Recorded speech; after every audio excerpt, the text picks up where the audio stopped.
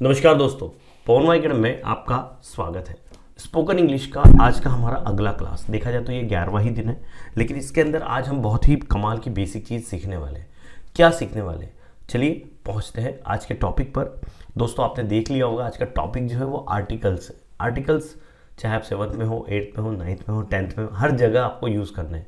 सिर्फ क्लासेस में ही नहीं, जब भी आप पढ़ने के बाद भी when you will start speaking, that time also it is required how you should know how to use this। और ये अगर आपको पता है तो आप इजीली इसको कर पाओगे। सबसे ज़्यादा बच्चे गलतियाँ इसी में करते हैं कि कहाँ लगाना है, क्या करना है, क्या लिखना है। ए और एन के अंदर बहुत ज़्यादा मिस्टेक्स होती है, लेकिन अब नहीं होगी, इस क्लास के बाद बिल्कुल नहीं होगी। 100% आप उसको करेक्ट करोगे। चलिए पहुँचते हैं सबसे मेन फर्स्ट पेज पर। आज बात करते हैं ग्रामर टाइम में। मैंने आपको कहा आर्टिकल्स की, जी हाँ, काइंड्स ऑफ आर्टिकल्स की बात करें तो आर्टिकल्स के कहा जाए तो 3 टाइप के आर्टिकल्स होते हैं। If you talk about the articles, we have 3 types of articles. और वो क्या होते हैं? वो होते हैं a, an and the. 3 articles होते हैं। इसमें जो इनडेफिनेट आर्टिकल्स होते हैं, इनडेफिनेट आर्टिकल्स कौन से होते हैं? ए और एन जो है ये इनडेफिनेट आर्टिकल है, और द जो है ये डेफिनेट आर्टिकल के इसमें आता है। सबसे पहले देखते हैं कि इनडेफिनेट आर्टिकल मतलब क्या। इंडेफिनेट आर्टिकल की डेफिनेशन ये कहती है कि a and the are indefinite articles because either of them demonstrates a noun in an indefinite manner. Actually ये क्या होते हैं, एक किसी भी नाउन को यहाँ पर, किसी भी नाउन के पहले हम इनको लगाते हैं पहली बात, और वो डिमॉन्स्ट्रेट करते हैं किसी पर्टिकुलर नाउन को, लेकिन इनडेफिनेट मैनर में, है ना। वो जो मैनर होता है वो डेफिनेट नहीं होता है। तो इस बात का आपको ध्यान रखना है। जनरली हम बोलते हैं a cow, a boy, a girl, तो यहाँ पर ये फिक्स नहीं है ना। What is, where is that cow, है ना। हम सिर्फ क्या करते हैं, लगाते हैं इसको, तो ये इनडेफिनेट मैनर में होता है। और अगर हम डेफिनेट मैनर की बात करते हैं तो वहाँ आता है डेफिनेट आर्टिकल जो होता है द हिमालयास, है ना, the Ganga, the Yamuna, the Gita, the Quran, the Bible, the great man, है ना। तो जो इस तरह से जो लगता है that is a definite article, और डेफिनेट आर्टिकल होता है द। ठीक है, अब हम इनके एग्जैक्टली यूज समझेंगे। तो डेफिनेशन है, ये तो ग्रामेटिकल बात है। Nobody is going to ask this definition of indefinite and definite article, but हाँ, इसको यूज कैसे करना है ये हमको पता होना चाहिए। तो यूज ऑफ ए की अगर मैं बात करता हूँ तो ए हम कैसे लगाते हैं, हम ए को कैसे यूज करते हैं, ये बहुत ज़्यादा इंपॉर्टेंट है। सबसे ज़्यादा इंपॉर्टेंट कि ए का यूज कैसा है, तो ए का यूज समझ लेते हैं। यहाँ पर सबसे पहली बात यह कही गई है कि with singular common noun starting with consonant. मतलब कि ये कब लगाते हैं हम, कि सिंगुलर नाउन के साथ लगाते हैं और कॉन्सोनेंट से वो स्टार्ट होता है। जैसे अ काऊ, काऊ किससे स्टार्ट हो रहा है? सी से। सी क्या है? सी कॉन्सोनेंट है भैया, ठीक है ना। फिर अ डॉग, ठीक है, अ बॉय, अ चेयर, ठीक है, अ टेबल। ये सब क्या है? ये सारे के सारे, देखिए सारे के सारे जो लेटर्स हैं दे स्टार्टिंग विथ, यहाँ डी से स्टार्ट हो रहा है, बी से स्टार्ट हो रहा है, सी से स्टार्ट हो रहा है, टी से स्टार्ट हो रहा है। These all are vowels. तो जब भी कोई लेटर सिंगुलर हो, पहली बात वो क्या हो, वो सिंगुलर हो, है ना, एक वचनी हो, और उसके अंदर मतलब सिर्फ एक ही वस्तु के लिए का यूज हो रहा हो, और सिंगुलर होने के साथ साथ वो किससे स्टार्ट हो रहा हो, starting with the consonant, consonant से वो स्टार्ट हो रहा हो, तो हम यूज करते हैं यहां पर ए। लेकिन ए और कहां यूज होता है? A word starting with the vowel. ध्यान रखिए, यहां पर बहुत ही कमाल की चीज है ये बोलता है अ वर्ड, ठीक है, ये बोलता है a word starting with vowel but having the consonant sound. यहां उल्टी चीज है। ये तो ठीक था यार, ये आपको समझ रहा है कि हाँ यार ये कॉन्सोनेंट है इसमें पहला लेटर, तो मुझे ए लगा देना है। लेकिन ऐसे बहुत सारे शब्द हैं जो स्टार्ट तो वॉवल से होते हैं लेकिन उनका साउंड कॉन्सोनेंट होता है। यहीं पर गलतियां होती है। तो क्या क्या वो होते हैं? जैसे हम बात करते हैं अ यूनिवर्सिटी, देखो यूनिवर्सिटी, तो देखो स्टार्ट कहाँ से हो रहा है? यू से हो रहा है, लेकिन मैं क्या पढ़ रहा हूँ? यू।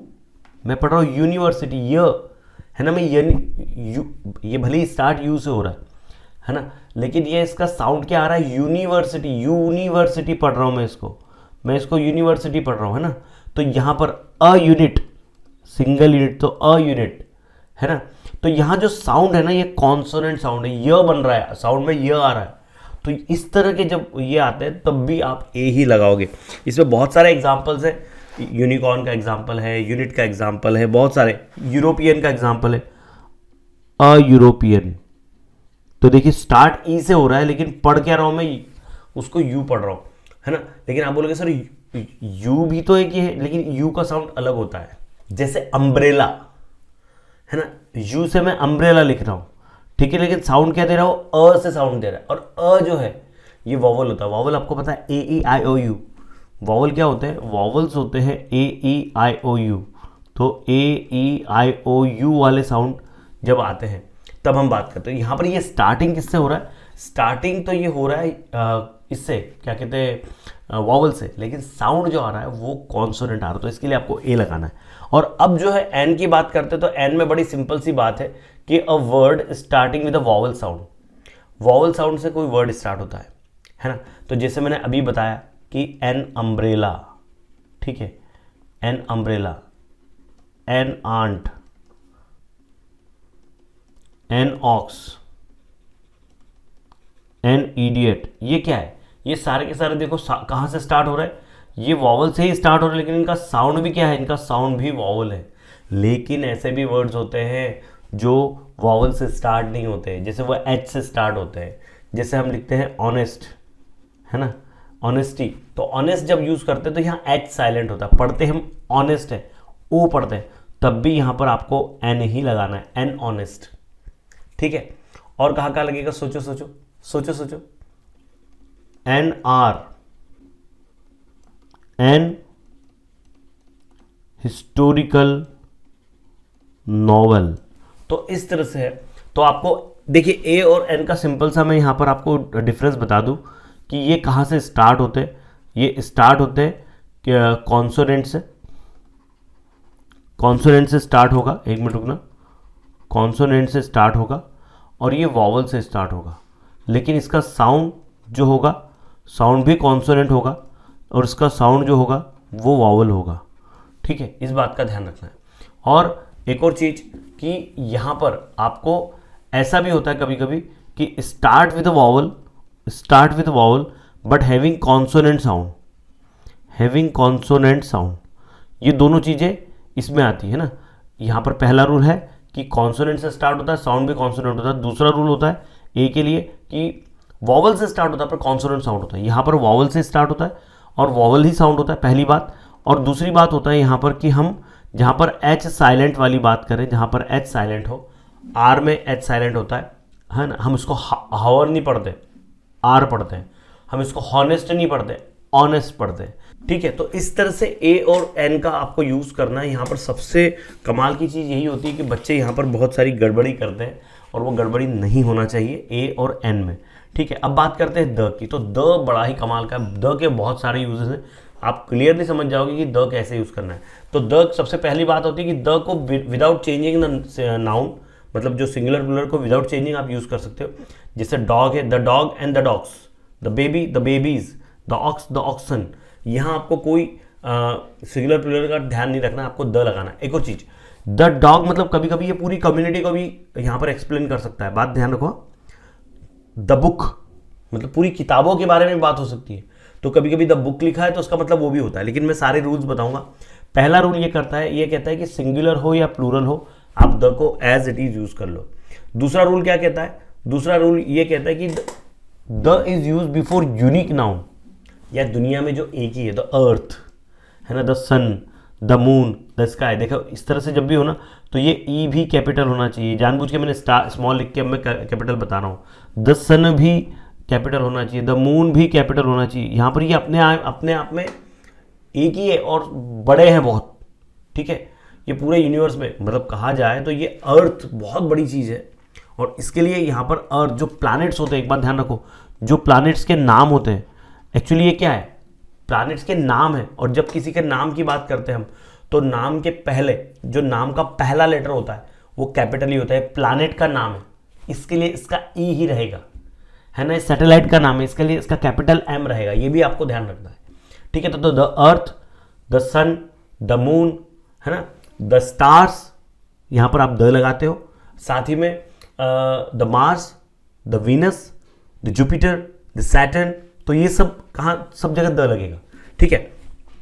आगे बढ़ते हैं, थर्ड रूल देखते हैं। The is used before a noun which becomes particular having been already mention. किसी वाक्य में, कोई एक पैराग्राफ चल रहा है, उस वाक्य में पहले किसी चीज को बता दिया गया और उसी के आगे आप बाद में द लगा देते हो। जैसे यहां लिख के रखा है, once there was a poor woodcutter, once there was a poor woodcutter, और अगली लाइन में the woodcutter was very honest. हाँ, यहां पर ये जो द लगा है पहले सेंटेंस में, वुड कटर को यहां पर डिफाइन कर दिया गया है कि once there was a poor woodcutter and the woodcutter was very honest. आप ऐसे ही कर सकते हो, there was a boy in my class, okay, there was a poor boy in my class and the boy was very intelligent. तो ये बात समझ लो, है ना। यहां पर इस तरह से आपको उसको यूज करना है, द को यूज करना है। आगे बढ़ते हैं, फोर्थ टाइप देख लो कि the is used before a singular noun which stands for the whole class. जैसे the dog is a faithful animal. अब ये जो सेंटेंस है ये बताता है कि सभी कुत्ते जो होते हैं बड़े फेथफुल होते हैं, लेकिन यहाँ डॉग्स भी लिखा नहीं है, सिर्फ द डॉग लिखा है। तो ये पूरी कम्युनिटी को बता रहा है, पूरे होल उस क्लास के पूरे इसको रिप्रेजेंट कर रहा है। जैसे the fox is a cunning animal, है ना, ये बड़ा चतुर और कनिंग, है ना, कमीना टाइप का जानवर होता है, छोड़ता नहीं किसी को, ठीक है। तो the dog and the fox यहां पर आपको समझ लेना है, ठीक है। पूरी की पूरी होल कम्युनिटी को बताता है ना। ओके, आगे बढ़ता है, फिफ्थ वाला, the is use before superlative. अब सुपरलेटिव क्या भैया, देखो हमने आपको डिग्री बताई थी, है ना, हमने आपको डिग्री बताई थी, गुड बेटर बेस्ट। तो गुड बेटर बेस्ट में बेस्ट क्या है, सुपरलेटिव डिग्री। तो सुपरलेटिव के पहले भी आप द लगाते हैं। तो Prabhas is the tallest boy in the class, Padmini was the prettiest queen. तो ये समझ लो यहां पर द लगा है टॉलेस्ट के पहले। टॉलेस्ट क्या है, ये सुपरलेटिव डिग्री है। प्रेटिएस्ट क्या है, ये सुपरलेटिव डिग्री है। तो जो सुपरलेटिव डिग्री होती है उसके आगे आप द लगाते हो, है ना। This is the best book, ऐसा बोलते हैं ना कि this is the best book, या हम बोलते हैं ना कि target is the best publication, Navneet is the best publication, तो द लगा दिया। तो यहां पर इस बात का ध्यान रखना है ना, बेस्ट क्या है, बेस्ट सुपरलेटिव में आता है, ठीक है। तो यहां जब भी ऐसा कोई सुपरलेटिव का ये वर्ड हो तो उसके आगे भी आप द लगा सकते हैं। आगे बढ़ते हैं, द का अगला यूज बता रहा हूं मैं कि the is use before an adjective to make it plural noun. Plural बताता, देखो मैंने आपको बताया था ना स्टार्टिंग में कि आप द बॉय लिखो या द बॉयज लिखो, बात एक ही आती। तो the poor are generally honest, जो गरीब होते हैं वो ऑनेस्ट होते हैं। एक्चुअली ये द डॉग वाली ही बात में यहाँ पर आती है, लेकिन इसको अलग सेंस में आपको यहाँ पर एक्सप्लेन किया गया है। Victory comes to the brave, है ना, जीतता कौन है, जो ब्रेव होता है वही जीतता। तो द ब्रेव, यहाँ पर ब्रेव को द लगा दिए। तो अपने आप में जो यूनिक है उनमें यहाँ पर द लगता है ना। और एक बात समझ लो, द कहाँ कहाँ लगेगा, किसी बुक के नाम के आगे लग सकता है, किसी ग्रेट मैन के नाम के आगे लग सकता है ना, किसी माउंटेन के आगे लग सकता है, किसी रिवर के आगे लग सकता है, किसी प्लेस के नाम के आगे लग सकता है, किसी हिस्टोरिकल प्लेस के आगे लग सकता है। द ताज जो हिस्टोरिकल प्लेसेस है उसके नाम के आगे लग सकता है ना। और बहुत सारी ऐसी चीज़ें हैं जो अपने आप में यूनिक है और एक है, वहाँ पर द लग सकता है। आगे बढ़ते हैं, आगे अगला जो यूज़ देके रखा, देखिए मैंने सारी चीज़ें बता के रखी है।